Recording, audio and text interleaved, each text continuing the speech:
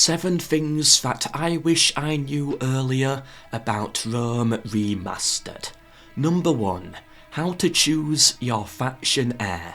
Unlike the original, you don't just open the easy to access family tree and pick.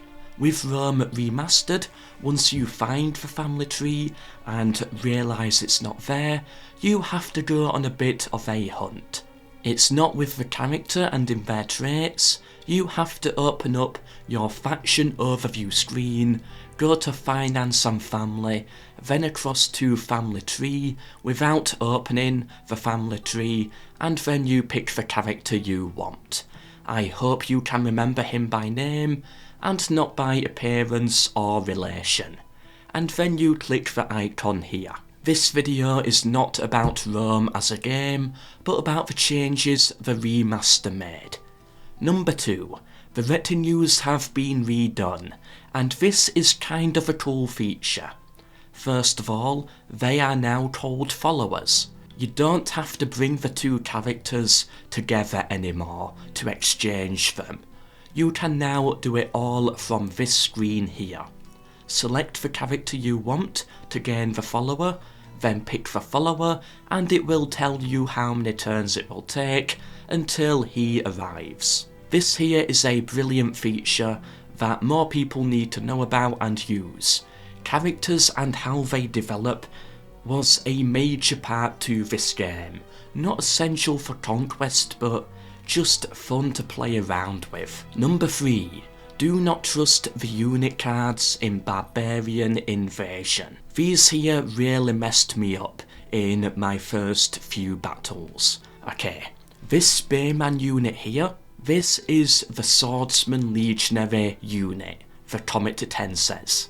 This Skirmisher Javelin man, these here are the defensive Spear Limitani. The rest are okay, it's really just these 2. But when you are in the heat of combat, your mind racing, and these 2 units will be the most frequently used early game, it can throw you off. Number 4. You can filter messages. Overall, I prefer the original message screen, but whatever.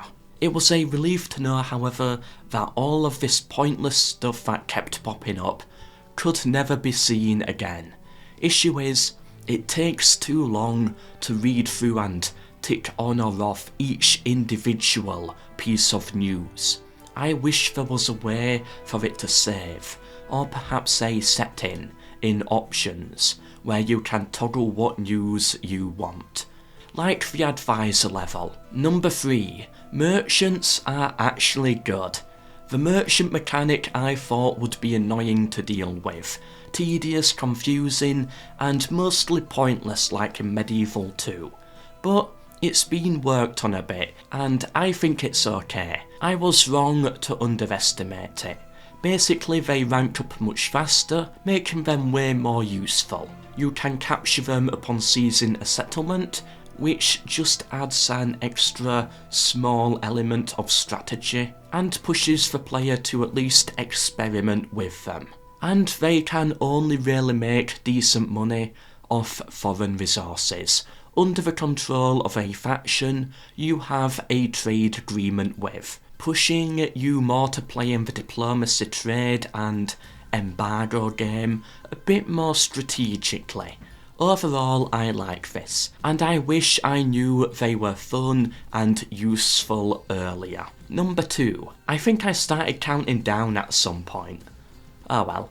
The UI for custom battles has had a rework. I wish I knew where some things were before I had to search for about 10 minutes and eventually have to ask a developer. Sieges are not set up in the normal menu anymore. They are chosen in game type, only for the maps that allow them, and then you can customise the settlement's layout. Secondly, free-for-alls. You cannot just pick what team the other faction should be on. You now need to add the faction first, and then set all factions to either guard mode or attack mode by clicking the swords and the shields. Then and only then you can click on the Roman numerals to gain access to the Team Select option.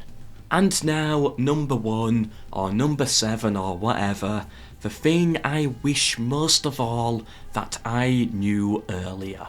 That the game existed.